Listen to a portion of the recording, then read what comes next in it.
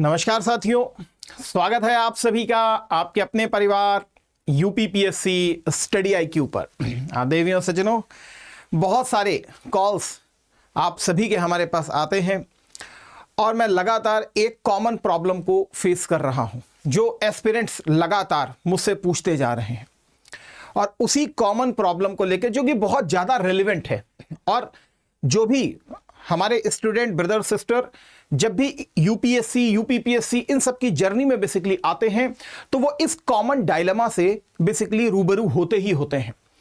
तो मैंने इसीलिए आपकी जो समस्या है उसको बेसिकली 10 पॉइंट के माध्यम से सॉल्व करने का यहां पर प्रयास किया है और यह बताने का सिर्फ आपको प्रयास किया है कि सिर्फ पढ़ना ही काफी नहीं होता है, क्योंकि आप में से खासकर हमारे यूपी बिहार ये पूरी जो बेल्ट है ये बहुत ज्यादा संघर्षशील है, बहुत ज्यादा मेहनती है। लेकिन सिर्फ पढ़ना ही काफी नहीं होता है, बल्कि एक सही दिशा में पढ़ना बहुत जरूरी होता है। यूपीपीसीएस में मेहनत ही नहीं बल्कि स्मार्ट रिवीजन आपको सिलेक्शन बेसिकली दिलाता है। गलत स्ट्रैटेजी आपकी पूरे वर्ष की मेहनत को बर्बाद कर देती है। टॉपर वही है जो अपने नोट्स को भी देखे, रिवीजन को भी देखे, उसको अप्लाई भी करे और सही दिशा में इन चीजों को समझे। तो मैं आपको इस छोटे से वीडियो के माध्यम से वो सारी स्ट्रैटेजी बेसिकली बता रहा हूं, आप इसको जरूर समझें और इसको यदि आप अप्लाई कर ले जाते हैं तो वास्तविकता यह है कि आप अपनी सिलेक्शन की जर्नी को जरूर तय करेंगे और सबसे बड़ी चीज है आप अपने अंदर एक बहुत बड़ा बदलाव भी देखेंगे। यदि देखेंगे तो प्लीज मुझे बताइएगा जरूर, ठीक है। यहां पर देखिए लिखा है 90% ऑफ यूपीपीएससी एस्पिरेंट्स जो हैं वो एक गलती करते हैं लगातार, और इसमें मैंने 10 मिस्टेक्स को बेसिकली आइडेंटिफाई किया है। 10 मिस्टेक मैं बेसिकली ये पूरा वीडियो जो है इसी 10 मिस्टेक्स के आधार पर बेसिकली आपको बताऊंगा।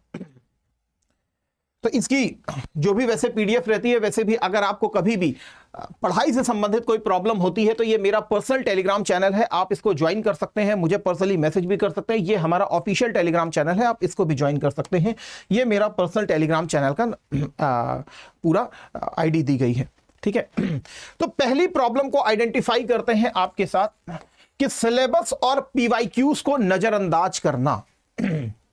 याद रखिएगा कि सिलेबस की लाइन बाय लाइन अंडरस्टैंडिंग आपको होनी चाहिए, क्योंकि जो भी आपका क्वेश्चन पूछा जाता है, चाहे वो फिर आप प्रीलिम्स के लिए बैठे, चाहे फिर वो आप मेंस के लिए बैठे, आप क्या करते हैं, आपको ये लगता है कि जो टीचर ने पढ़ा दिया वही सर्वश्रेष्ठ होगा। लेकिन विश्वास कीजिए कि अगर आप सिलेबस को अपने पास रखते हैं तो विश्वास कीजिए कि आप बिल्कुल सही डायरेक्शन में चले जाते हैं। तो पहला काम यही कीजिएगा। इवन जब मैं भी पढ़ाता हूं या हम लोग भी यहां पर पढ़ाते हैं, सबसे पहले आपको सिलेबस दिखाया जाता है कि देखो ये सिलेबस है, यहां से पढ़ना है, यहां से आपको छोड़ देना है। बहुत सारे स्टूडेंट्स जो हैं वो मेरे पास कभी कभी मैसेज कर देते हैं कि सर ये बताइए कि सर अलाउद्दीन की मार्केट पॉलिसी क्या है, सर टेलीग्राम में बेसिकली किसी ने दिया था सर, हम उसको लिख नहीं पाए। तो फिर मैं उससे ये पूछता हूं कि भाई क्यों आपने ऐसे चैनल को ज्वाइन किया? क्योंकि एक्चुअल में मेंस में मिडिवल हिस्ट्री आपका पार्ट ही नहीं बनती है, आप भी जानते हैं। जो बनता है वो आर्ट एंड कल्चर के हिसाब से बनता है। तो अब अलाउद्दीन की मार्केट पॉलिसी को अगर आप याद कर रहे हैं, अकबर की राजपूत पॉलिसी को याद कर रहे हैं, तो फिर आप गलत डायरेक्शन में जा रहे हैं। यही आपकी एनर्जी सही जगह चैनलाइज की जा सकती थी। इसीलिए मैं आपसे कहता हूं कि सबसे पहले आप इसको जरूर देखें, क्योंकि हमारा जो आयोग है वो हमेशा सिलेबस के अकॉर्डिंग ही अपने क्वेश्चंस को बेसिकली प्रिपेयर करता है। लिमिटेड एरिया है जहां से बार बार क्वेश्चन हिट किए जाते हैं और उसका सबसे बड़ा सिंबल है हमारे पीवाईक्यू। ये आपको बेसिकली बता देते हैं। तो पहला, सिलेबस और पीवाईक्यूज को अपनी स्टडी टेबल पर रख लीजिए। 50% सिलेक्शन आपका ये दोनों करा देंगे, बाकी जो आप पढ़ेंगे उसमें एड ऑन होगा। सेकंड जो कॉमन प्रॉब्लम लिखाई, बहुत ज्यादा सोर्स बदलना। मैं हमेशा कहता हूं, और कल भी हरियाणा का पेपर हुआ, एमपी का भी पेपर हुआ, मैं लगातार इन सारे पेपरों को भी देखता हूं। सबसे बड़ा जो गेम हो रहा है वो हो रहा है history, geography, polity, environment, basic science and economy. Maximum question यहां से टारगेट किए गए हैं। इवन हरियाणा जब हम पेपर देख रहे थे, आप ये समझिए कि जो करंट अफेयर है उसको बिल्कुल डाउन कर दिया गया उनके द्वारा। यही चीज एमपी में भी हम आइडेंटिफाई कर रहे थे। तो इसलिए मैं कह रहा हूं कि अपने सोर्स को ज्यादा ना बदलिए। ये तो मैंने बेसिक आपको बता दिया। आप लोग के साथ क्या होता है, एक एस्पिरेंट के साथ वो सोचता है कि हम यहां से भी चीजों को देख ले, यहां से भी चीजों को देख ले, यहां से भी चीजों को देख ले। आप सबसे पहले किसी सही चैनल को पकड़िए और आप उस पर विश्वास बनाइए, जो लगातार आपको यूपीपीसीएस की इस जर्नी में सपोर्ट करता हो। वो प्रीलिम्स के माध्यम से भी है, मेंस के माध्यम से भी है। अगर आप थोड़ा सा भी सर्च करेंगे तो आपको वैसे चैनल मिल भी जाएंगे। और जो भी चैनल आपको मिले, जो भी टीचर आपको मिले, जिसको भी आप फॉलो कर रहे हैं, प्लीज मैं यही कहूंगा, आप उसके ऊपर रिलीजियसली फॉलो कीजिए उसको। वो जैसा कहता है उसके हिसाब से थोड़ा सा चलने का प्रयास कीजिए और उसकी बातों को आप इस पीवाईक्यूज और सिलेबस से लगातार जज करने का भी प्रयास कीजिए, क्योंकि अब आपके मन में रहेगा कि कोई भी आपको क्या बता दे। तो इसलिए मैं कह रहा हूं कि ये जो भी टीचर आपके साथ जुड़ा है उसके आप पीवाईक्यूज को भी देख करके चलिए, ये भी देखिए। इससे आप टीचर को भी एवेलुएट कर पाएंगे और अपनी सही स्ट्रैटेजी को भी समझ पाएंगे। तो ज्यादा सोर्स मत बदलिए, हार्डली 1 से 2 सोर्स रखिए। अगर 10 सोर्स रखेंगे, इसका भी देख लें, ये भी देख लें, ये भी देख लें, ये भी देख लें, आप अपने समय को बर्बाद कर देंगे। करंट अफेयर है, योगेंद्र सर हमारे पढ़ाते हैं, आप केवल उनको फॉलो कर रहे हैं, बस बहुत है, इससे ज्यादा की नीड है ही नहीं। सारे क्वेश्चन आपको मैक्सिमम वहीं से ही मिल जाएंगे। तो अब आप क्या करते हैं कि योगेंद्र सर को भी फॉलो किया और भी डिफरेंट चीजों को अगर फॉलो कर रहे हैं, तो बट ऑब्वियस रहेगा कि आप अपने समय को यूटिलाइज ठीक से नहीं कर पाएंगे और जो आपका प्रोडक्टिव समय आपके स्टैटिक के ऊपर जाना चाहिए था, कि जो आपकी मेरिट को मजबूत करता, आप वो चीजें दूसरे में इन्वेस्ट करेंगे। ये चीज सबके साथ रहेगी। मैं हिस्ट्री पढ़ाता हूं तो मेरे साथ भी है, विपुल सर पॉलिटी पढ़ाते तो उनके साथ भी, अमित सर ज्योग्राफी पढ़ाते हैं या विवेक सर हिंदी पढ़ाते हैं, सभी के साथ फिर ये चीज हो जाएगी। तीसरा है नोट्स बनाते रहना। बॉम्बार्डिंग मत कीजिए, नोट्स की बॉम्बार्डिंग मत कीजिए। जितना पढ़ा दिया गया उतना ही ठीक है। मैं तो हमेशा, जितने भी स्टूडेंट हैं, मैंने आज तक अपने स्टूडेंट्स को कभी एंशिएंट की किताब नहीं खरीदवाई, कभी मेडिवल की किताब नहीं खरीदवाई, कभी आर्ट एंड कल्चर की किताब नहीं खरीदवाई, कभी वर्ल्ड हिस्ट्री की मैंने किताब नहीं खरीदवाई, कभी नहीं खरीदवाई। इवन जो इंटरनल सिक्योरिटी है वहां पर भी मैंने कभी उनको किताब नहीं खरीदवाई। पेपर 5 में भी स्टडी आईक्यू का मटेरियल है, वो अपने आप में सफिशिएंट है। इसके अलावा जो आंसर राइटिंग, जो क्वेश्चन आंसर की सारी प्रैक्टिस करा देता हूं, उसी में ही आपको सारी चीजें मिल जाती है, क्योंकि सिलेबस को पूरा कवर किया जाता है। तो बस केवल उनको भी मैं यही कहता हूं कि जितने नोट्स बनवा दिएगा उतना ही सफिशिएंट है। सबसे बड़ा गेम ये होगा रिवीजन का। रिवीजन अगर नहीं है तो फिर ये समझ लीजिए कि आप आती हुई चीजें गलत करते चले जाएंगे। आप इस चीज को बेसिकली देखिएगा। आप पेपर में बैठेंगे, कहेंगे सर आता था लेकिन सर रिवीजन नहीं कर पाए, तो नहीं हो पाया। इसके बाद आया आंसर राइटिंग प्रैक्टिस ना करना। सबसे बड़ा डेंजरस सिचुएशन वो होती है, बच्चा कहता है पहले हम सिलेबस को खत्म करेंगे फिर आंसर राइटिंग करेंगे। सबसे बड़ी गलती यही होती है। आप साथ साथ आंसर राइटिंग करते चलिए। मेंस के पॉइंट ऑफ व्यू से कौन से डायग्राम आपको बनाने हैं, कौन से चार्ट आपको बनाने हैं, ये सारी चीजें, कौन कौन से फैक्ट्स आपके लिए बहुत इंपॉर्टेंट है, वो टीचर अपने हिसाब से बताता रहता है। आप भी अगर सेल्फ स्टडी करते हैं तो इसको आइडेंटिफाई कीजिए, और इसको आइडेंटिफाई आप तब कर पाएंगे जब आप पीवाईक्यूज के ऊपर लगातार अपनी नजर रखेंगे। तभी आपको समझ में आएगा कि कौन सा क्वेश्चन आ रहा है, कौन सी क्वेश्चन हमको छोड़ देना है। तो मेंस को लगातार सतत रूप से लेकर के चलते रहना चाहिए। एक क्वेश्चन हार्डली मैं कहता हूं कि लिखना ही लिखना चाहिए। एटलीस्ट एक क्वेश्चन तो लिखना ही लिखना चाहिए। तो ये आपकी जर्नी के साथ होना चाहिए, नहीं तो आप फिर कंफर्ट जोन में जा रहे हैं। आप इस चीज को दिमाग में रखिए। करंट अफेयर को स्टैटिक से लिंक ना करना। ये स्टैटिक से लिंक हो करके ही बेसिकली आपके क्वेश्चन बनते हैं। अगर लोकसभा अध्यक्ष लगातार चर्चा में रहे हैं तो उसके ऊपर पीएससी ने आपको क्वेश्चन दिखाया भी है। अगर इस समय क्या कहते हैं पार्टी इधर उधर चेंज की जा रही है तो एंटी डिफेक्शन आपको बहुत गंभीरता से पढ़ लेना चाहिए। एंटी डिफेक्शन से क्वेश्चन बनेगा ही बनेगा। एंटी डिफेक्शन से संबंधित किस प्रोविजन दिया गया है, कौन सा उसमें संशोधन किया गया था, किसके तहत उसको इंप्लीमेंट किया गया है, कौन सा सुप्रीम कोर्ट का इंपॉर्टेंट केस है उसको लेकर के, तो ये चीजें बनेंगी ही बनेंगी। विधान परिषद लगातार चर्चा में अगर पश्चिम बंगाल में आई है तो विधान परिषद का सृजन कौन करता है, हटाता कौन है, कौन सा आर्टिकल है, 169 है, 170 है, 168, ये सारी चीजें फिर गंभीरता से हमको देखनी पड़ती हैं। सुप्रीम कोर्ट लगातार चर्चा में चला तो फिर सुप्रीम कोर्ट को का चैप्टर आपको पढ़ लेना चाहिए। कल भी हरियाणा में का पेपर हुआ, उसमें भी देखिए तो सुप्रीम कोर्ट से प्रेडिक्शन था ही था और वहां से भी क्वेश्चन आया, सेवा शर्तों को लेकर के आर्टिकल डायरेक्ट पूछा गया। तो करंट अफेयर को स्टैटिक से आपको जोड़ना होगा, यह बहुत इंपॉर्टेंट है। इससे आपको पता चल पाएगा कि कौन सा पेपर किस प्रकार से पूछा जाएगा। यूपी स्पेशल को हल्के में लेना, पेपर 5 और पेपर 6 ये 400 मार्क्स को बेसिकली क्रिएट करते हैं। इसका सोर्स तो बहुत ज्यादा अवेलेबल नहीं है, लेकिन गवर्नमेंट की वेबसाइट को आपको जाना चाहिए, वहां से भी आपको मटेरियल मिलेगा। इवन मैं भी, आप हमारे यूपीपीएससी स्टडी आईक्यू के वीडियो सेक्शन में चले जाइए, तो यहां पर मैंने, क्योंकि इंग्लिश में तो मटेरियल आ जाता है, हिंदी में थोड़ा सा मटेरियल की कमी होती है। बच्चा लगातार पूछता है कि सर किस प्रकार से हम डेटा को यूज करें, किस प्रकार से हम फैक्ट्स को यूज करें, तो उसको लेकर के मैंने बहुत वीडियो अब बनाई भी हैं। पहले भी अगर आप देखेंगे प्लेलिस्ट में भी बहुत सारे वीडियो बनेंगे। इवन जैव, इस बार के अगर एथेनॉल वाले को देखिए, इवन आप जैव ऊर्जा वाला ग्रीन हाइड्रोजन को देखिए, तो इसके वीडियो सब बने हुए हैं ऑलरेडी उसके, ठीक है ना। तो वो मैंने बनाए भी हैं और वो इस समय में बना भी रहा हूं।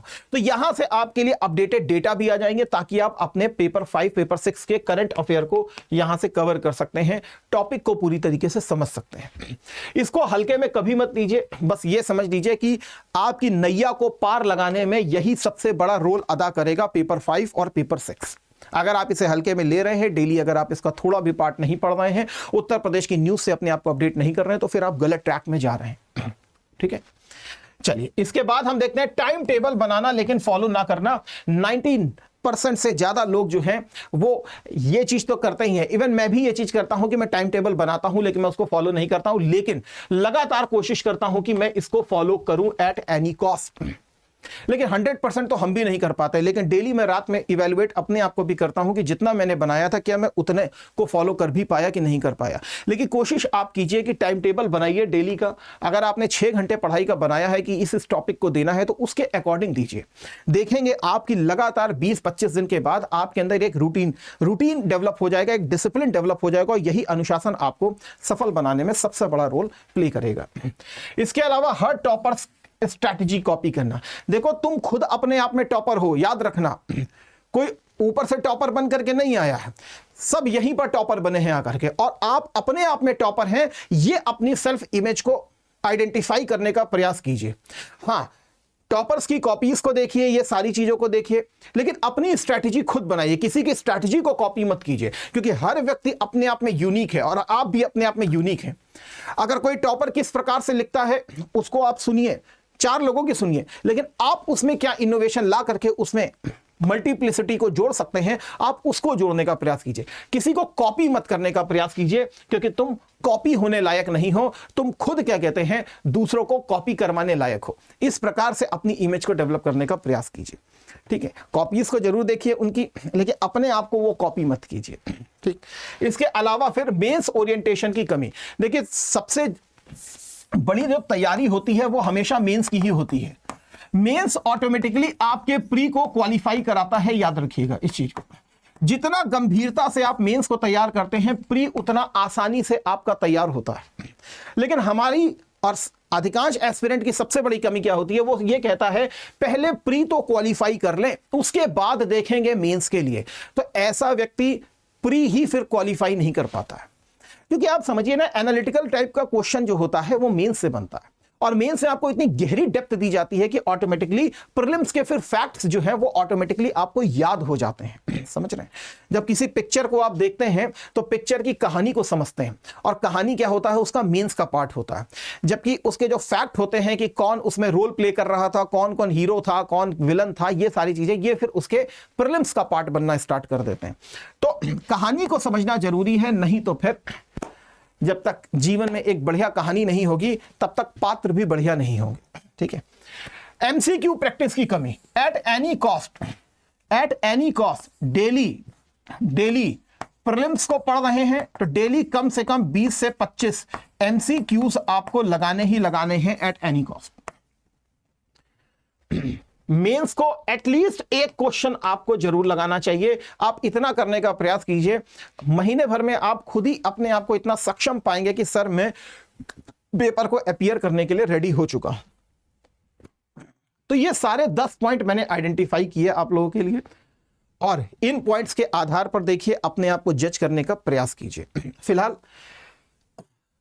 हम YouTube पर तो आपके साथ लगातार सतत प्रयास करते ही करते हैं, लेकिन मेरे भाइयों बहनों, पेड में भी हमारे बहुत सारे कोर्स चलते रहते हैं, आप उसका पार्ट भी बने हुए हैं बहुत से, ठीक है।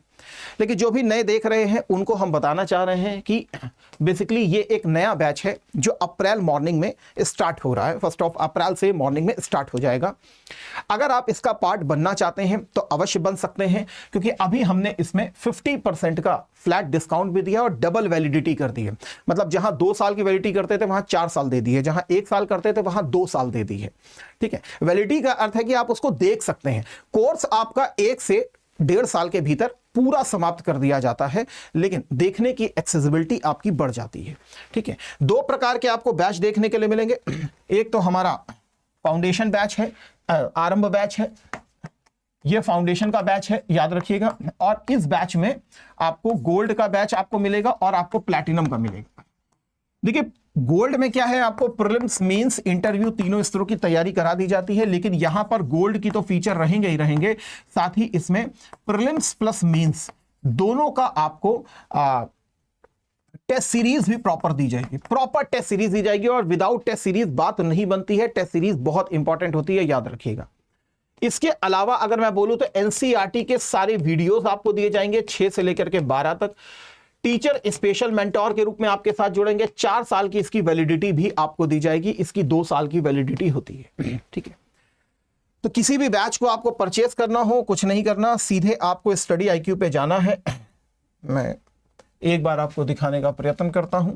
यहां पर आप सीधे स्टडी आईक्यू पे चले जाइए, लिख दीजिए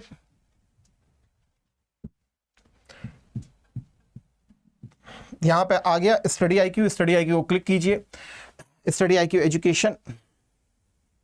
1 मिनट, इसको थोड़ा सा स्क्रॉल करेंगे, बेस्ट ऑनलाइन कोर्सेज पे आइए। इसको थोड़ा सा और आप स्क्रॉल करके ऊपर लेकर के आइए। ठीक है, यहाँ पॉपुलर ऑनलाइन कोर्सेज में आपको स्टेट पीसीएस को देखना है। स्टेट पीसीएस को क्लिक कीजिए। आप उत्तर प्रदेश के वासी हैं, उत्तर प्रदेश को क्लिक कीजिए। ठीक है, यहां पर आपको ये आरंभ बैच दिख जाएगा। 50% इसका फ्लैट डिस्काउंट चल रहा है। बाय नाउ पे आप क्लिक कर सकते हैं। बाय नाउ पे जैसे ही क्लिक करेंगे वैसे ही आपके सामने अभी मोबाइल नंबर मांगेगा आपसे, मोबाइल को रजिस्टर्ड करेंगे। ऊपर देखेंगे यहां पर एक कोड भी आपसे मांगेगा, एक कोड आपसे बेसिकली मांगेगा। ठीक है, तो आप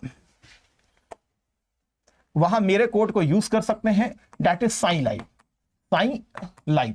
ठीक है, तो साई लाइव को यूज कर सकते हैं। इससे आपको मैक्सिमम डिस्काउंट तो मिलेगा ही मिलेगा। एज अ पर्सनल मेरी मेंटोरशिप भी आपको प्राप्त होगी। किसी प्रकार की कोई दिक्कत आती है तो आप डायरेक्टली मुझे इस नंबर पर भी व्हाट्सअप कर सकते हैं। जो भी हमसे मदद रहती है वो हम लोग आपके लिए बेसिकली कर देते हैं। तो जरूर ज्वाइन कीजिए और एक स्ट्रक्चर्ड और इंटीग्रेटेड मैनर में बेसिकली तैयार करने का सिलेबस को प्रयास कीजिए। कहीं पे कोई समस्या आती है तो स्टडी आईक्यू परिवार हमेशा आपके लिए समर्पित रहता है 24/7। ये एक बेसिक कमियां हैं जिसको मैंने आइडेंटिफाई किया। ये आइडेंटिफाई जो कमियां हैं इसको अपने जीवन में भी उतारने का प्रयास कीजिए। अगर आप इनको जितना दूर करेंगे उतना ही क्या कहते हैं आप सिलेक्शन के करीब चले जाएंगे। तो इन्हीं शब्दों के साथ देवियों सज्जनों, आप सभी के उज्जवल भविष्य की हम कामना करते हैं। सेशन को यही विराम देते हैं। Thank you. जय हिंद, जय Bharat, Vande Mataram. God bless you all. Thank you so much.